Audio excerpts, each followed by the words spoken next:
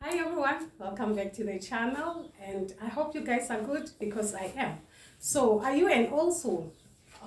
How would you know if you are an old soul? You know, sometimes it's very difficult to be an old soul because you tend to understand other people's emotions, but it's very difficult for them to understand you. It's very, very tough. It's like you relate to anyone, you relate with everyone, but no one really gets you. You know what I'm saying? It's like people will have to listen to you twice in order to understand you. It's like listen to you twice, really, so that they can actually get exactly what is it that you're trying to say.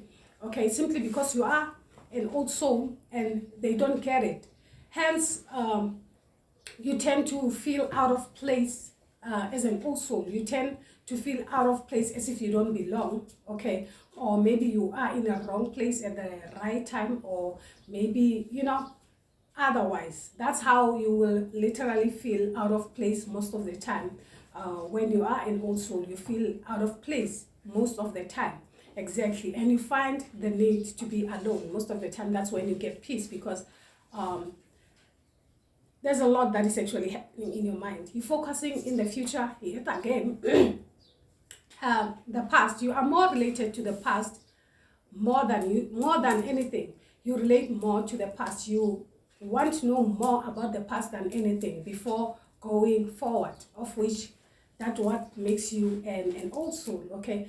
And most old souls, they tend to be a reincarnation of something. Like, for instance, you are being named after your great-grandmother, something like that.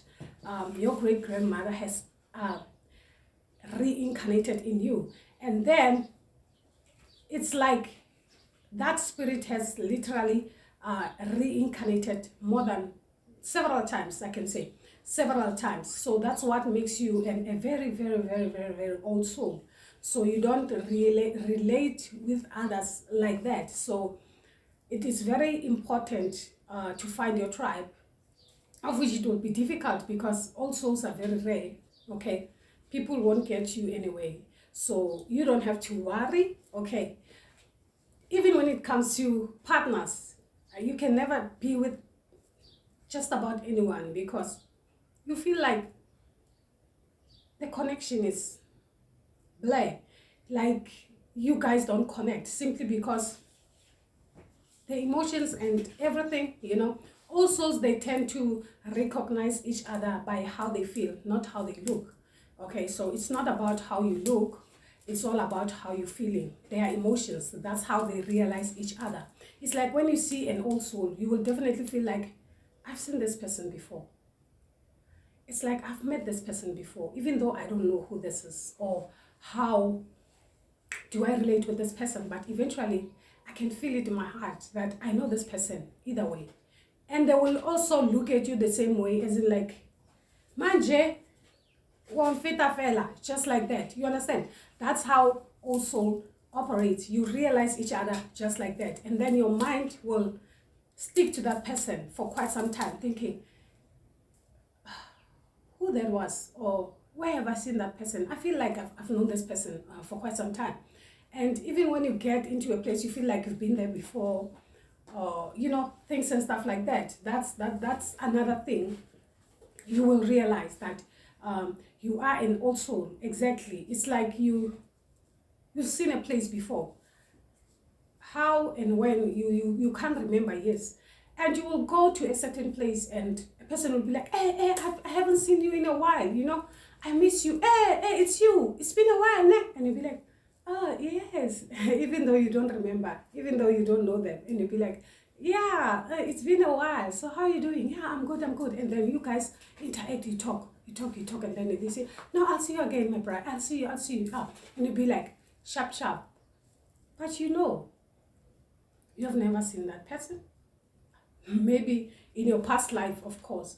Maybe in your past life. That's how and also operates, exactly. And then that's when you'll be aware that no, you are an old soul, or you are a reincarnation of someone, of course. So you will tend to be recognized by the people that you don't know.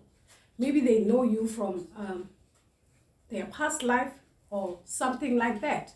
Okay, so it's very important to know who you are.